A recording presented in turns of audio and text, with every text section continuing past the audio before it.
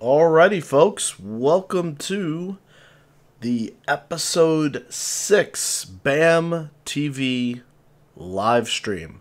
And in this episode, I'm going to be taking you through what does building automation programming look like. So, my name is Phil Zito. I run the online training company Building Automation Monthly, where I teach building automation professionals how to grow in their knowledge of building automation so that they can succeed in their careers. And in this live stream, I'm going to be taking you through a programming software, talking through kind of a couple programming concepts, what programming is, how it works, what you need to understand, kind of give you a look and feel of what it actually is like to do some programming.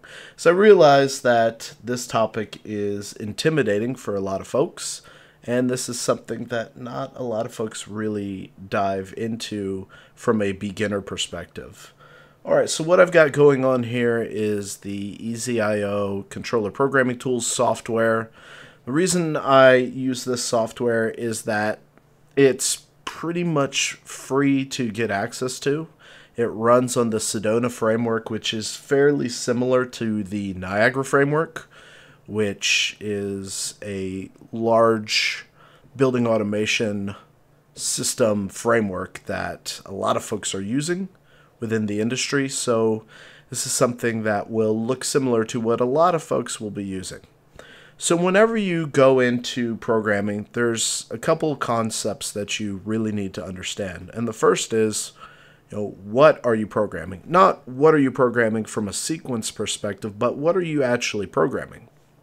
And oftentimes, if you aren't aware of what you're programming, then you're not going to necessarily develop the right program because there's limitations put on you before you even start. So if we look at this EasyIO FG, what are the potential limitations that could be placed upon me prior to me even going and starting programming? And in order to do that, I would just simply go to EasyIO FG, and I would look at it and say, okay, there's a FG32, and we can see that and see that it has 16 universal inputs, 8 universal outputs, and 8 digital outputs. So right now I know right off the top of my head what the constraints are when I start to actually do my programming.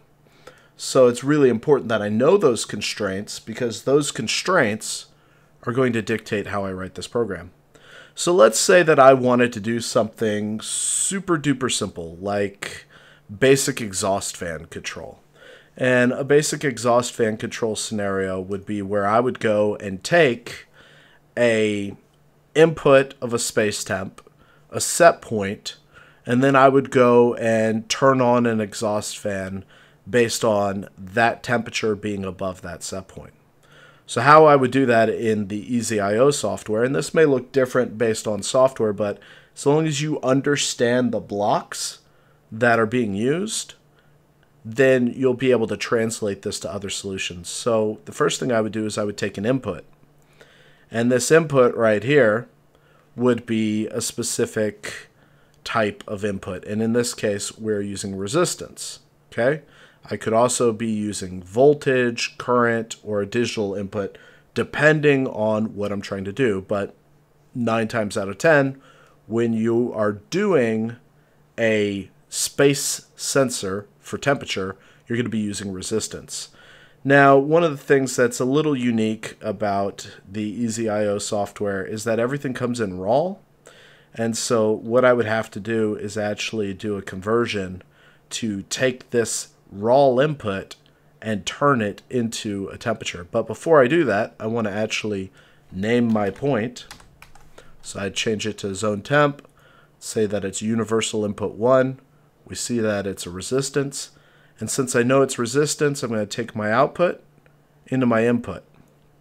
Now here on this sensor, I have to go and choose 2 things. One, degree F. So what degree is it? And then I would want to go and pick what kind of sensor I'm actually using. In this case, I'm just going to pick a 1K nickel sensor. And you can see that since I actually have no sensor connected to the physical controller, because this is a virtual controller that I'm using, you can see that I'm getting negative 323. It's not really going to matter for what we're going through just now, but I will show you what we can do to offset that if you're in a virtual environment.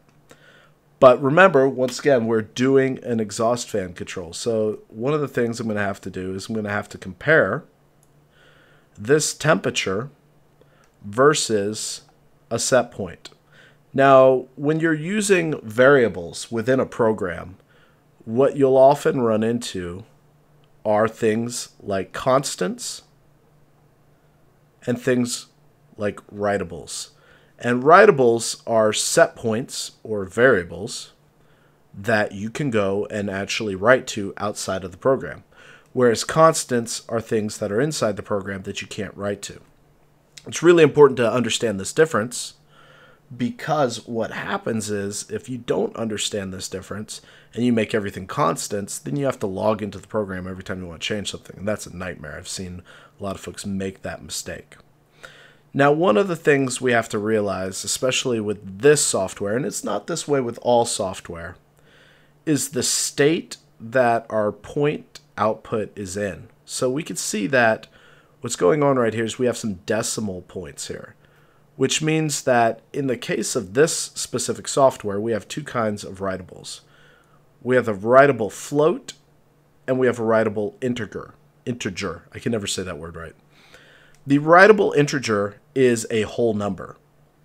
The preset temperature here is a float because it has decimal precision. If I try to go and combine the two, it will not work. You can see that this block expects floats. So if I try to go and drag this over here, you're going to see that circle X. And it's saying, no, you can't do that. So folks could spend a lot of time kind of trying to wrap their brain around that. Now, what we can do, however, is we could say, all right, here's Y, and then here is our X right here. If I could draw it, there we go. And then I can click here and set this writable to a default value of 72. Now, what you're going to notice is that on some comparator blocks, you're going to have, rather than a comparator, it's going to be called a greater than, a less than, or greater than equal to, or less than equal to. In this case, this comparator block is quite simply comparing the X versus the Y and then giving you three states. This can be good and bad. It can be good if you don't want to have less than and equal to and greater than all over your program. It can be bad if you're trying to put a offset in and you want to say if it's greater than by 2 degrees, well, then that could be a problem. So now that we have our comparator, and I'm going to go and actually right here, I'm going to take a writable float, I'm going to disconnect this input, and I'm going to simulate a space temperature just so we can go and demonstrate something. So I'm going to give it a resistance of 1010 because this is a 1K sensor. We can see that X is greater than Y, so X greater than Y right here is now true. And now we will take this output and we'll go to our digital output. We will set this to a specific digital output, and we will take this and write it to our digital output. And that is how we will turn on and off our fan. So if I were to go and drop this right here below 72 degrees by doing like 985 for resistance, gives us 65 degrees, we see that our digital output is now off. So we covered a lot of really basic, or a lot of concepts in this very basic scenario. And I'm going to start to unpack those right now. So the first concept we unpacked is that of inputs and outputs. You have physical inputs, and then you have what are called virtual inputs, also known as set points, also known as variables. And you can see these right here. If you have writable inputs, then these are things that are set points. These are things that you can write. What we're also seeing is that On some programming software, you actually have to do the conversion through a special block, whereas other programming software, you can actually just click on the block itself and select the conversion table inside that block. Then we see that I take this and I put it through a comparator, so that's another type of block. And I go and take the output of that comparator and I put it into an output. And we can see that I can go and change these values right here by just putting in a parameter value. And that switches the state of our output. Now, unique to some programming software is this concept of kits or packages. And essentially what they are is folks go and they create, either the manufacturer creates or individuals create custom programming blocks. And so when you add a package to your program or to your application in this software, then what happens is the package shows up here in this library. And then you're able to go to the library and actually find blocks and use these blocks to do whatever you want to do with your programming. The important thing to realize here is understanding what is in these packages. This is probably one of the biggest hang-ups when folks are starting to do programming with Workbench or programming with this CPT software versus maybe a more self-enclosed tool like Johnson Controls CCT, where you have all the blocks already mapped in there. It's not relying on individual packages. One of the things that folks get caught up with is that they're like, hey, I need an AND block. Where's my AND block? Well, you could easily spend a fair amount of time clicking from thing to thing, trying to find just a simple AND block. But if you know what is in your library, what is in your kit, then you can easily go and find add blocks, AND blocks, switches, etc. This is an analog switch. This is a Boolean switch, hence the ASW and the BSW. But you only know that if you actually go and read information about the packages, about the kits. And that's why programming is so much of once you understand what the different blocks are. So that should be your first thing when you're starting to learn programming, understanding what blocks are. And then once you understand what the blocks are, then you can go and understand, all right, I know what blocks are. Then you can start to understand what is called a design pattern. So for example, what I have right here, and let me just change this. This is a very simple exhaust fan design pattern. I look at the zone temperature sensor. I look at a set point. In a matter of fact, we will rename this to be called ZNT dash or underscore, because I can't use dashes with this software. And then we will make this EF underscore C. So there we go. This is a basic design pattern. And this is the thing that you should really focus on. Once you understand what all the blocks do, you should start to understand design patterns. Because once you understand design patterns, you can go and use almost anyone else's software as long as they have visual programming software. And you can go and figure out what blocks they have by reading their documentation. And you can implement a design pattern and program. Folks have asked me in the past, how do you know how to program on different softwares? And how can you go and look at a software that you maybe haven't been trained on and figure out how to program on it really fast? And the answer is by understanding design patterns, you are then able to go and look at a specific program and actually write some code, even though you don't necessarily have training or certification in that programming. This is, besides for learning control sequences and learning IT, this is probably one of the most invaluable skills out there, is learning this right here, how to do design patterns. Okay, so far we've went through inputs and outputs. We've talked about the importance of going and looking up the controller you're working on, figuring out how many inputs and outputs it has. Because, for example, if you have a program that requires, let's just say for some crazy reason, 32 universal inputs, and you've got a controller that can only do 4 universal inputs, then that's probably not the controller you want to be programming on. So you want to be aware of that really right up front. Next thing you need to know when you start to do a program is you want to go and actually get all your inputs onto the page.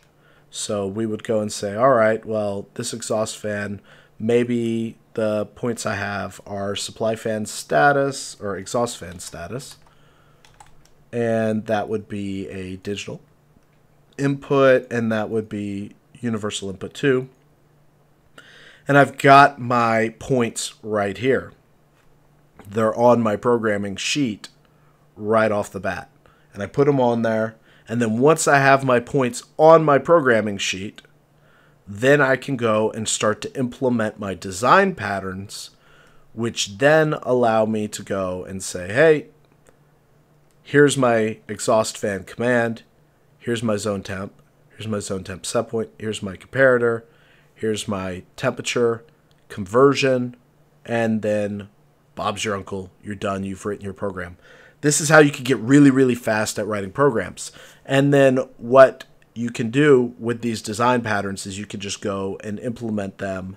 And then you can also go and recognize what a program's doing, even if you don't know the sequence of operations, by looking. And if I were to look at a program and I saw something like this, I could easily tell what that program was doing. So, with that being said, I'm going to open up the floor for questions, any questions you may have about programming, kind of where to start learning, kind of how did I go about learning this software, even though, I mean, I've been working on this software right here. I probably put, let's say, about an hour and a half worth of time into learning this software. I don't even know all the blocks that are in this software yet. So, for example, I'm still trying to figure out where the timer block is in this software. And, you know, once I figure that out, that's going to enable me to do even more complex sequences. For example, a failure to start sequence where I go and I take status and then I take the start command and I put a negate on an input for a certain amount of time, and that keeps the AND gate from making, which if that AND gate makes, great. I'm going to go and have no alarm, or yes, I'm going to have no alarm, but if that AND gate doesn't make, then I will have an alarm. So, alrighty. Like I said, any questions you have, feel free to ask those. I will answer those questions in the order I receive them, and I will take you through. But I want you to just come out of this video with realizing programming's really not as scary as it seems. I remember when I first got into the field and I was asked to do what, in my opinion, was complex programming at the time. And I felt very overwhelmed because you look at this at first, and if you've never seen this kind of stuff before, it's very Greek. I mean, there's all these different variables all over the place, and then you've got these things that, I mean, what's a comparator? I don't know. You know, I do know what a comparator is, but at the time I didn't know what a comparator was. And so it can feel very overwhelming. But if you understand how things are supposed to work, and you understand what the blocks do, then it's actually not too bad. You can go and write this code stuff pretty easy. So, I got one question. Does EasyIO provide software library blocks? Yeah, so all of these blocks that you see on my screen right now came out of their default library right here. So under their kit management, they have all the default kits that you can go and add. And then based on these kits, you're able to then go and have specific blocks that show up in your library. Now, other software for other manufacturers, you know, I reference Johnson Controls CCT because that's the company I worked for prior to starting my own business. Their software has all of the logic blocks actually built in the software. You don't need to add any kits. You can just go and select the block and drag it over. But right with them, with a Easy I/O program, you've actually got to go and select which kits you want. And so that's where you want to understand kind of what's in each kit. And that's similar to Workbench when you start to get into more custom programming. And Workbench being Niagara's software, they have a series of drivers or kits that you can add to your Workbench, and then that gives you specific blocks. And one of the things that you'll see with them, and you'll see with Easy I/O, for example, is that they have certain things like lead lag cycle or fan control right here. And both of these right here have a lot of blocks inside them. And then this was a block that was created by someone who wrote a program, and then they added it to this Easy I/O HVAC kit. So you can actually create your own kits full of pre-created blocks that folks can access. So hopefully that answers your question. Can I show you, so one of the questions is, can I show you some graphics displays related to this company? No, I cannot. I've not messed around with their graphics. I don't sell building automation systems. I don't recommend building automation systems, so I don't really dive into any of those details. If you wanted to find out more, I'm sure you could go to their website and ask them to show you some graphics. But I don't have any graphics for their stuff. It's not really what I'm focused on. I know it says graphics right here, but oh, maybe there's a graphic. See, these are some graphics.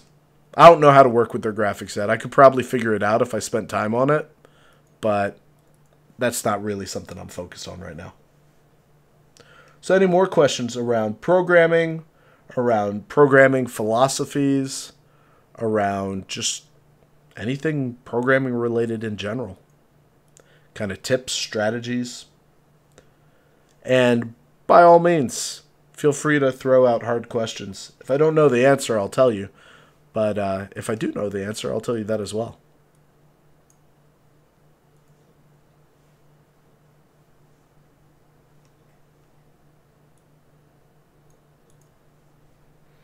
Let me see something. I'm just going to mess around with this real quick. A Boolean command failure. Interesting. So this looks like it's a start-stop block right off the bat that compares status and determines if something failed. So I could probably use this right off the bat. I'd have to find the documentation on this kit and make sure that this uses, but it looks like this kit right off the bat, this block, this combination block, would go and command, and based on the command, which I can imagine this, and I can imagine that this is probably right there, and then I would imagine that this would be, let's go to control, that this would be a writable Boolean, and that this would probably be an occupancy point. So this would be like awk command, if I'm thinking through this. That's how this block would work. And this would be an alarm if I've got status and I've got command. So let me go and make this, see if I can make this actually trip right here. And let's go here.